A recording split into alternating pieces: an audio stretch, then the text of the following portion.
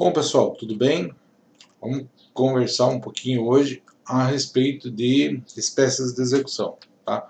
Vejam lá, estamos falando de execução, falamos de algumas peculiaridades de execução, algumas coisas diferentes que ocorrem no trâmite do curso de execução. E hoje a gente vai tratar de algumas execuções diferenciadas, algumas execuções que fogem à regra geral, porque tem um objetivo um pouco diferente daquela execução normal que a gente está pensando. A execução padrão, que acontece com mais frequência, mais comum, é a execução por quantia certa contra o devedor solvente. Ou seja, eu sei um valor específico que eu tenho que cobrar de uma pessoa que tem patrimônio.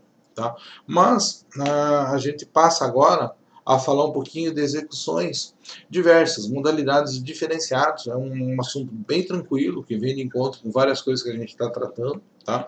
Mas a gente vai pegar algumas situações esporádicas diferentes, tá? Algumas execuções diferentes e vamos tratar delas. Tá? Então, execução por quantia certa. Tá? Execução para entrega de coisa certa. Desculpe, eu li errado. Tá? Quando eu falo execução para entrega de coisa certa, tá? Esta coisa certa tem uma característica bem específica. Essa coisa certa está individualizada, determinada no momento da propositura da ação. Tá?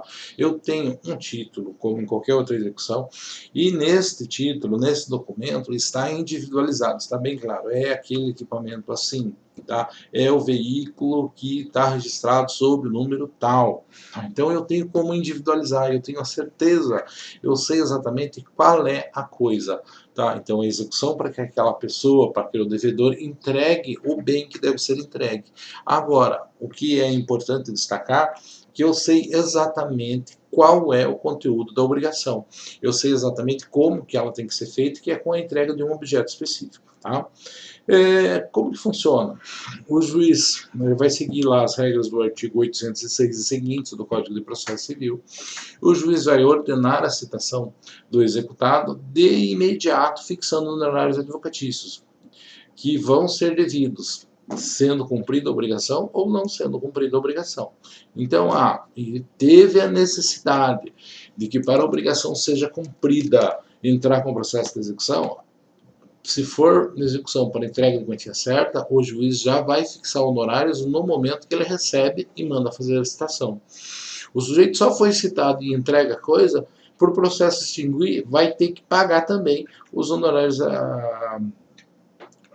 fixados pelo juiz.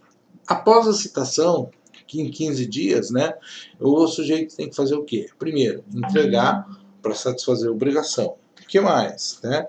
Levar a termo, lógico, vai entregar e vai ter um recibo disso. Vai entregar para o oficial de justiça, o oficial de justiça vai fazer um termo, uma certidão, descrevendo como é que está. E para entregar também vai ser exigível o pagamento dos honorários advocatícios. Se ele não paga honorários advocatícios, se ele não paga custas processuais, o processo não termina.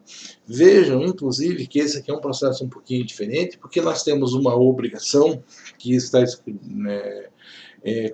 digamos assim, como é que eu vou falar para vocês, ela consiste na entrega de um bem específico, de uma coisa, não é dinheiro. Tá?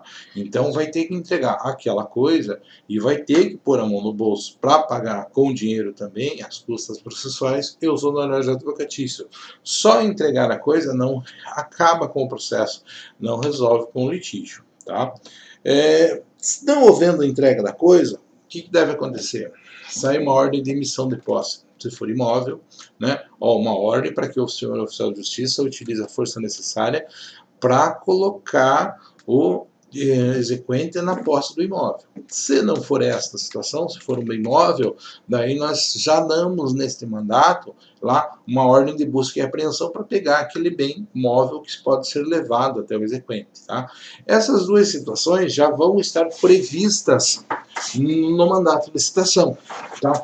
Aqui é aquelas ordens que emanam do juízo, onde o magistrado faz a ordem, tá? E ele prevê, acontecendo isso, faz tal coisa, né? Havendo pagamento, o pagamento tem que ser pago os honorários, custas e tal, da seguinte forma: não havendo pagamento, no prazo de 15 dias, o senhor oficial de justiça retorna ao local para fazer ou a emissão de posse no caso do imóvel, ou a busca e apreensão no caso do móvel. Né? Para que a pessoa faça isso, o que o juiz deve fazer? Vai utilizar dos nossos astraentes, vai fixar uma multa como medida coercitiva para que a entrega efetivamente seja realizada. Se eventualmente, em um último caso, não é possível que esta entrega seja feita, que esse bem seja localizado, seja entregue, ou se deteriorou por algum motivo, eu vou converter isso em perdas e danos, tá? Com uma liquidação incidental. Então, abro um incidente no processo de execução, uma vez determinada a conversão em perdas e danos, e vou apurar quanto que isso representa, tá? Se a coisa não poderia, né, deveria ser entregue e foi vendida para uma outra pessoa, mas a coisa existe, tá? Apenas não está no poder do executado, daí existe a possibilidade de que o mandato seja dirigido ao terceiro adquirente. Tá? Então, ó, você pegou um negócio que não é teu, uma situação que não poderia estar com você, existe outra pessoa com o direito relacionado a este bem, então eu vou fazer um mandato e vou dirigir ao terceiro que está com isso de forma injusta. Tá ok? Como é que vai funcionar a defesa nesse caso, pessoal? Como é que a defesa funciona?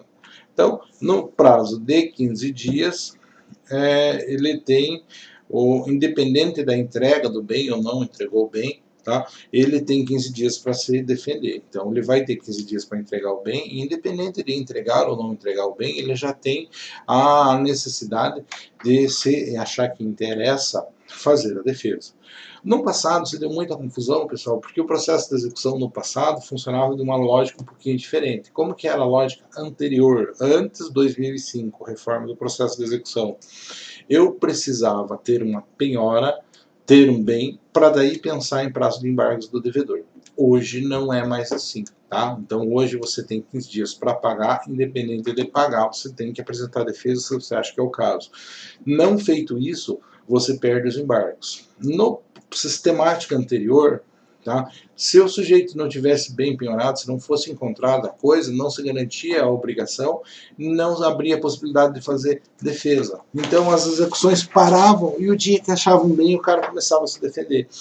Isso deu muito problema, dá problema até hoje, porque isso é um conceito que está arraigado não só nos advogados, né? Os advogados teoricamente só aprenderam isso, mas a sociedade não aprendeu. Tem muito velhaco antigo aí que não paga suas contas e contando com essa regra que mudou já há muitos anos, tá, pessoal? Então, e a gente tem que fazer o destaque porque ainda existe esse ranço no nosso vício jurídico.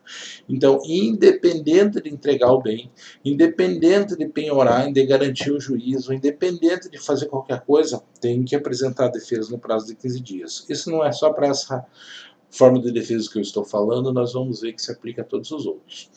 O que eu posso alegar como defesa nessa situação para entregar um bem específico? Qualquer coisa, qualquer justificativa que eu tiver, eu posso entregar.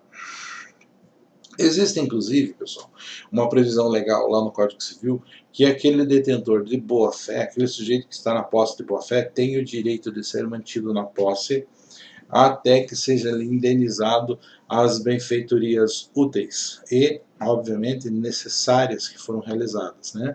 Então, aquilo que era necessário para a conservação do bem e aquilo que é útil para a utilização do bem gera direito da retenção, desde que o sujeito tenha entrado na posse de boa-fé.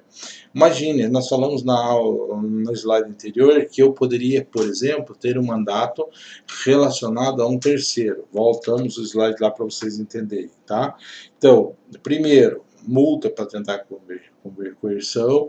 Se não der certo a multa, conversa em perdas e danos. Se eventualmente foi vendido para terceiro, entrou na posse de terceiro, eu posso ter um mandato expedido contra esse terceiro para pegar a coisa que está com ele. Se este terceiro está com este bem na condição de boa-fé, pessoal, se ele está na condição de terceiro de boa-fé, ele tem direito de ser mantido na posse até ser indenizado o que ele gastou, ok? Então ele tem direito a isso. Então, havendo esta situação de caracterizar o direito de retenção, onde o terceiro adquirente mostra que está na posse da coisa de boa-fé, ou seja, ele também foi enganado, nesta situação, pessoal, nós vamos suspender o mandato até que ele seja indenizado. tá? Como? Preservando o bem na mão deste sujeito que está lá, desse terceiro. Então o processo é suspenso até ele ser indenizado, o bem continua na mão dele até que o processo volte a correr regularmente, tá? É o caso da suspensão por reconhecimento da boa-fé do terceiro adquirente, ok? O que vai acontecer se houver nessa entrega de coisa certa a improcedência ou impossibilidade? Então, se não houver embargos, então não houve embargos, não foi apresentado, ou houve embargos, houve defesa e eles foram improcedentes. A emissão de posse, a ordem que saiu lá com o mandato de citação, naquele mandato composto, primeiro vem a citar, depois de tanto tempo vem a fazer a emissão da posse, ou a busca e apreensão, torna-se efetivo. Tá? Se o bem tivesse deteriorado ou não for possível encontrar o bem por algum motivo, lógico que a última coisa que nós podemos fazer vai ser a conversão disso em perdas e danos. Tá? Beleza, falamos da a execução para entrega de coisa certa. Tá? Agora nós vamos tratar para entrega de coisa incerta. Como é possível isso, pessoal? Então, quando a gente fala coisa incerta, a gente diz coisa que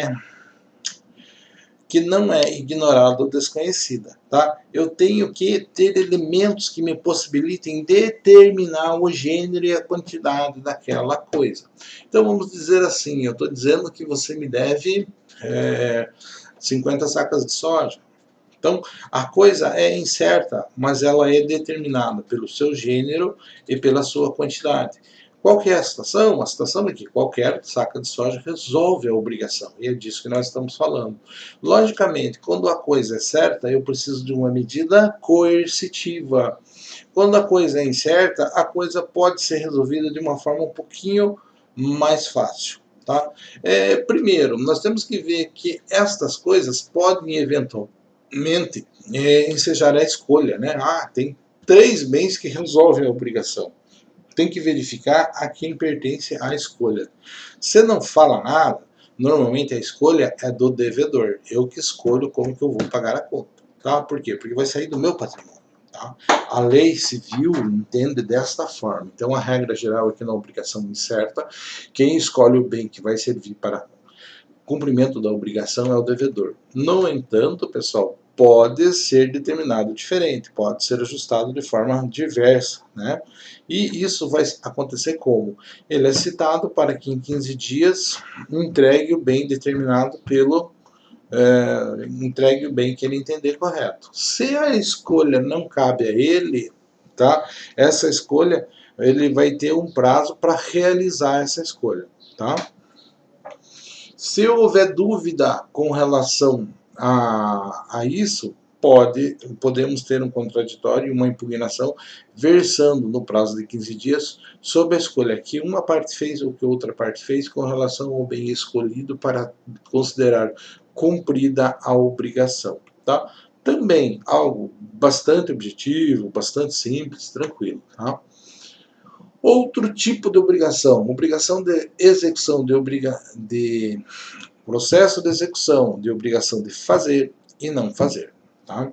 Então, nesse caso, nós vamos pensar o quê? Que quando eu quero fazer, eu estou pensando em ato. Né? Esse ato pode ter natureza material ou não. Né? Consiste em fazer alguma coisa, alguns atos, prestar um serviço que pode ter natureza material ou imaterial. O que eu quero dizer com isso? Eu posso ir lá, ter uma obrigação de construir alguma coisa, a obrigação que eu tenho com o meu vizinho de construir um muro. Tá? Isso é uma obrigação material, ter um ato de contratar alguém de fazer. Pode ser uma obrigação de ir e promover um desagravo, falar alguma coisa. Tá? Então, esse não vai ser uma coisa nesse sentido. Obrigação de prestar um serviço, de fazer uma consultoria, de fazer uma cirurgia, Tá?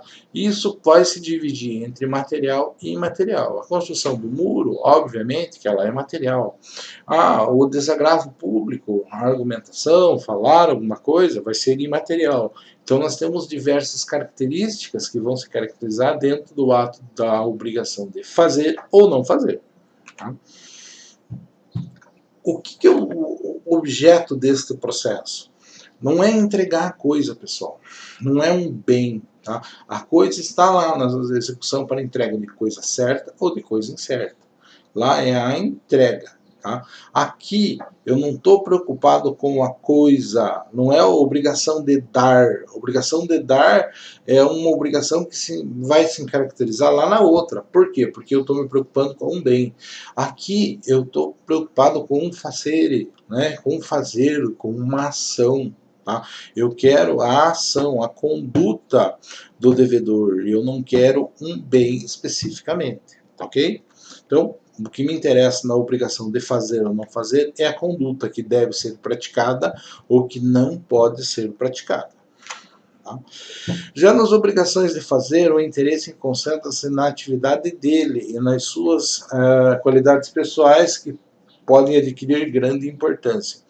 O item de cima está diferenciando a obrigação de fazer da obrigação de entregar coisa certa ou incerta. Tá?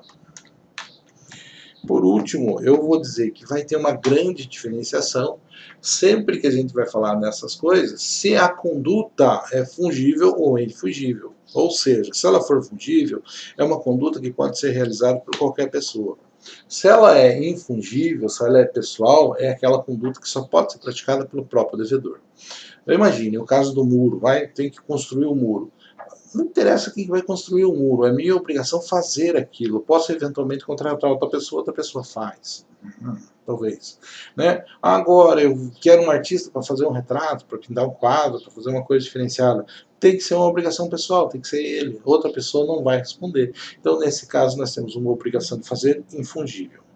Logicamente que a tratativa dessas duas modalidades de obrigações vai ser completamente diferente. Tá? Então, é diferente a obrigação de fazer fungível da obrigação de fazer infungível. Eu vou ter necessariamente que tratar de forma diferente essas situações. Ambas usam meios de coerção. Tá? Ambas vão tentar coagir o sujeito a fazer. Lembra, coação é uma multa para obrigar o cara a fazer alguma coisa. Subrogação é entrar no patrimônio para pegar alguma coisa. Quando eu falo de obrigação fungível e infungível, as duas vão usar coerção. Por quê? Porque vai obrigar o sujeito a cumprir aquela obrigação. Agora, quando ela é fungível, eu posso inclusive aplicar, contratar uma outra pessoa para fazer no lugar dele, porque não precisa ser ele necessariamente. O caso do muro, tem a obrigação de fazer. Tá? Beleza. O que eu vou fazer? Eu posso contratar uma outra pessoa para fazer no lugar dele que vai chegar ao mesmo resultado. Então, quando a obrigação é fungível, posso trocar a pessoa que vai prestar aquela conduta, eu posso me valer da subrogação. Posso ir lá no patrimônio dele, pegar coisas, vender, transformar em dinheiro e pagar uma pessoa para fazer aquela obrigação no lugar dele. Por quê? Porque é autorizado que terceiro pratique o ato. Quando a obrigação de fazer for infungível, não for possível de ser transferida para outras pessoas, neste caso, não faz sentido eu utilizar os meios de subrogação, porque não adianta eu pegar outra pessoa, eu não vou chegar ao mesmo resultado. Ok? As infungíveis, então, não podem valer-se dos meios de coerção. Por quê? Porque não faz sentido eu pegar dinheiro porque outra pessoa não pode cumprir aquela obrigação. Na fungível, prescinde, né? Daí você tem que lembrar que o termo prescinde não é necessário, né? Como nós temos, eu tenho dificuldade com esse termo, não sei porque que ele está no slide, inclusive, tá? Eu tenho dificuldade, eu tenho que pensar, né? Em analisar o termo prescinde e imprescinde, né? Então existe uma expressão que diz assim: é imprescindível fazer isso aqui antes. Então, quando ele fala imprescindível, quer dizer precisa fazer, é necessário, um requisito. E quando vem a expressão prescinde, Quer dizer o quê? Que eu não preciso necessariamente. Então, nas obrigações fungíveis, prescinde, ou seja, é dispensável a participação do próprio devedor. Eu posso fazer por meio da ação de outra pessoa. No entanto, nas obrigações infungíveis, é imprescindível. Eu não posso deixar de lado a colaboração do próprio devedor. Bom, por isso, pessoal, a gente tem que tratar de uma forma um pouquinho mais específica, que não é nada tão complexo assim, é uma coisa bem tranquila, das obrigações fungíveis. Então, como é que eu faço com a obrigação fungível? O artigo 815 do Código de Processo Civil nos diz: o juiz determina a citação no prazo estabelecido no título. Se o título não indicar o prazo, o juiz fixa um prazo. Para quê? Para fazer o que precisa ser feito. Tá? Desta citação correm dois prazos independentes, tá? Vejam lá. Primeiro, aquele assinado no título, porque a obrigação seja cumprida. Beleza? Independente disso, o prazo de 15 dias para que o devedor oponha embargos, que é a sua defesa, se ele achar que é o caso. Então, assim funciona. O juiz determina a citação do devedor para ele ir lá e cumprir a obrigação. Execução específica por subrogação. Então, aqui, beleza, esta é a regra, né? Ou ele faz, mas se ele não faz, pessoal, daí o que eu vou fazer? Então, requer que eu posso requerer que outra pessoa vá lá e faça no lugar dele, tá? Então, voltando lá, ó, pessoal, obrigação de fazer fungível. Se é fungível, pode ser cumprida por outra pessoa que não o próprio devedor. Tá? Nesta situação, eu passo por uma execução específica por subrogação. Porque eu vou pegar dinheiro do cara para contratar alguém para fazer aquilo que ele deveria ter feito. Tá? Nesta situação, né, eu vou requerer que outra pessoa custeada pelo executado cumpra a obrigação, tá? Quem vai fazer isso? O juiz vai fazer isso, tá? O terceiro vai lá, contrata, propõe a realização do serviço, faz uma proposta, dá o preço, tal, tudo certinho, né? E a gente deixa bem claro, né, que quem vai pagar isso será o executado. Se acolhido aquela proposta, o exequente tem que antecipar as despesas. Tá? Ele antecipa as despesas, o serviço é feito e daí isso vai se transformar numa execução por quantia certa. Depois do serviço prestado, as partes serão ouvidas no prazo de 10 dias e não houver impugnação procedente, ou seja, se não tiver defesa de ninguém. Normalmente, quando acontece um negócio desse, ou aquele cara que foi contratado para fazer judicialmente a coisa tem um preço absurdamente alto. Tá? Nunca é baixinho. E daí, com certeza, vai vir uma impugnação dizendo que o valor era muito alto. Então, vai ter que ser analisado a justiça com relação a isso, né? E se não tiver nenhum problema com relação a isso, vai dar para cumprir a obrigação, passando-se a execução do devedor por quantia certa. Tá? Daí, o executado vai passar a responder com o seu patrimônio como se fosse uma obrigação em dinheiro, uma obrigação por quantia certa normal. Tranquilo? Se o serviço não foi prestado pelo terceiro, ou não foi de forma certa, seja lá o que for, o credor pode pedir que o juiz autorize a conclusão por outra pessoa, vamos dizer aí não um terceiro, um quarto, né, num prazo de 15 dias. Quem que vai pagar isso? Vai ser quem paga é o credor, que terá direito a ser ressarcido daquele terceiro, tá, pessoal? Então, tem toda uma sequência. Lógico, pessoal, eu não consigo tirar dinheiro do bolso do executado, ir lá e pagar todo mundo com antecedência para ver e ir para o exequente ficar super feliz. Não é. O credor vai ter que realizar o serviço, tirar e vai ter que depois cobrar do executado como que vai tentar buscar essa indenização com relação ao executado. Nós não usamos o termo indenização, mas na verdade é isso. Tá? Então a execução específica por subrogação é a opção do credor. Por quê?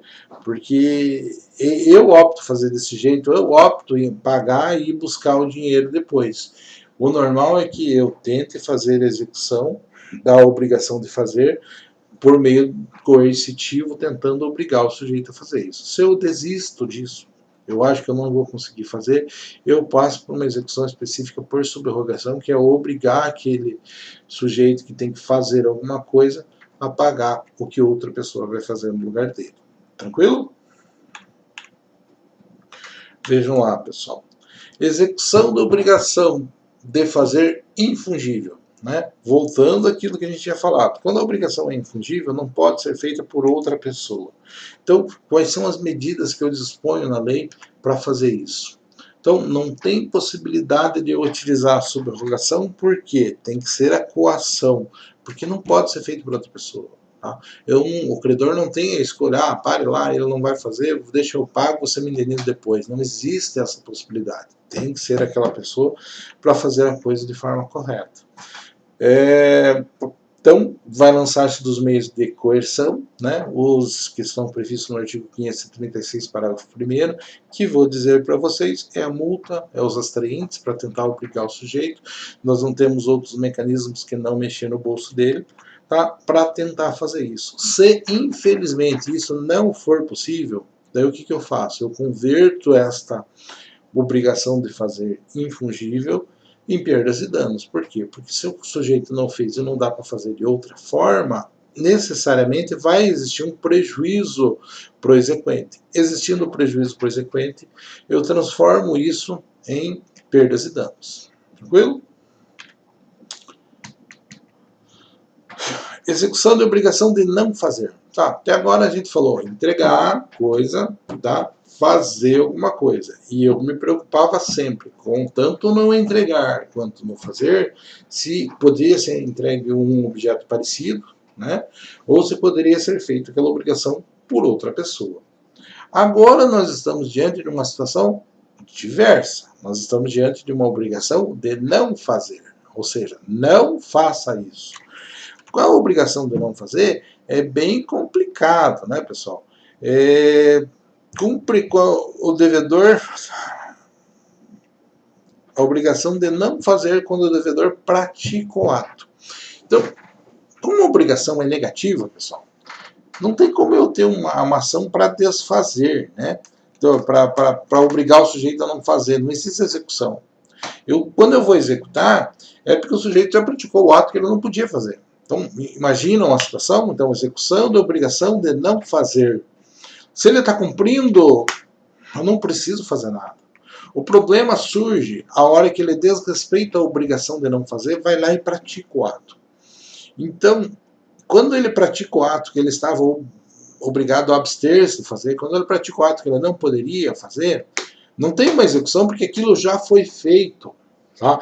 Então, o que eu vou fazer? Na verdade, ela transforma-se de uma obrigação negativa no direito, quando entra na fase de execução, ela transforma-se numa obrigação positiva novamente. Então, eu era obrigado a não fazer uma coisa, eu fui lá e fiz. Se o sujeito vier me executar com relação à obrigação de não fazer, o que vai acontecer? Vai ser tomada uma medida que me obrigue a desfazer o ato. Então, eu não podia falar alguma coisa. Vem a execução de obrigação de não fazer, vem impondo uma obrigação positiva, que era negativa, de dizer assim, olha, desculpe, aquilo que eu falei não é verdade, promover o desagravo. Ou, não construa neste lugar, eu vou lá e construo. A minha obrigação era não fazer a edificação, eu fiz a edificação, quando eu venho executar a obrigação de não fazer, o que eu vou fazer? Qual é a solução possível? É criar uma obrigação positiva no sentido de desfazer, tá? De desmanchar aquilo que foi feito. Tá? Vamos dizer assim, a demolição do muro, no caso do muro que foi feito não podia ser feito. Então, esse desfazer, ele pressupõe o quê? Que não é uma inércia. Né? Então, quando eu estou executando uma obrigação de não fazer, eu não estou pedindo para o cara ficar parado. Eu estou pedindo para o cara ir lá tomar uma medida que desfaça o que de errado ele já praticou. Tudo bem? Ou seja, pessoal, não tem como executar um não fazer, um não fazer, né? Mas sempre um fazer. Né? Nunca tem como eu executar pedindo não faça. Tem como eu executar para fazer alguma coisa, ou tem como eu executar para desfazer aquilo que não deveria ter sido feito. Tá ok? Então, essa é a lógica que nós temos no nosso processo. Tá? O que mais eu posso tratar com relação a isso, pessoal? Procedimento para que isso aconteça. Tá? Eu tenho o juiz determinando a citação do devedor para um prazo para que ele desfaça o que indevidamente foi feito sob pena de multa. Então, desfaça o que você fez, desmonte, desmanche a casa, promova o desagravo, né? Você não poderia ter feito, você fez. Tá? Se puder ser feito, o seu desfazimento puder ser feito por terceiro, o juiz poderá utilizar o procedimento previsto na obrigação de fazer. Então, terceiro pode fazer? Então, o que eu posso desmanchar? Eu vou lá, contrato um terceiro, tá? E esse terceiro desmancha. Claro, o exequente vai ter que custear isso. Tá? É igual aquela obrigação específica lá. Tá? Então, se puder fazer por terceiro, beleza. Mesmo o procedimento previsto nas obrigações de fazer. O problema é quando não dá. Né? Tem que ser a própria pessoa para fazer. Então, a obrigação de não fazer é personalíssima. Então, não é desfazer o muro, não é desmanchar a casa que não era para ter sido feita. Se for desse caso, vou lá, contrato outro, pago ele e indenizo depois, tranquilo, fica resolvido. Mas era uma coisa que o sujeito não podia ter feito, e ele fez. Aquilo causa um dano, vamos pensar numa expressão, numa fala, numa participação, numa demonstração, alguma coisa diferente que prejudica a pessoa e que não tem mais como ser desfeita. Isso daí, necessariamente, só vai poder ser resolvido por meio da conversão por perdas e danos. Tranquilo, pessoal? Vejam, é um monte de regrinha, um monte de coisa, mas que fala tudo basicamente do mesmo assunto, da mesma coisa, tá? Ah, é obrigado a fazer, não fazer, quando pode trocar por outra pessoa, quando que não pode, quando pode trocar, eu vou lá e transformo em dinheiro, quando não pode trocar, eu tento obrigar, coagir o sujeito a cumprir, se eu não consigo coagir o sujeito a cumprir, transformo em perdas e danos e dinheiro novamente, tá? A regra é essa, é tudo bastante simples. Estou deixando essa aula disponível para vocês. Estou gravando hoje, mas ela vai ser, na verdade, a aula da semana que vem. Espero que vocês estejam conseguindo acompanhar tudo bem. Tudo de bom para vocês e por hoje era isso. Um abraço. Tchau.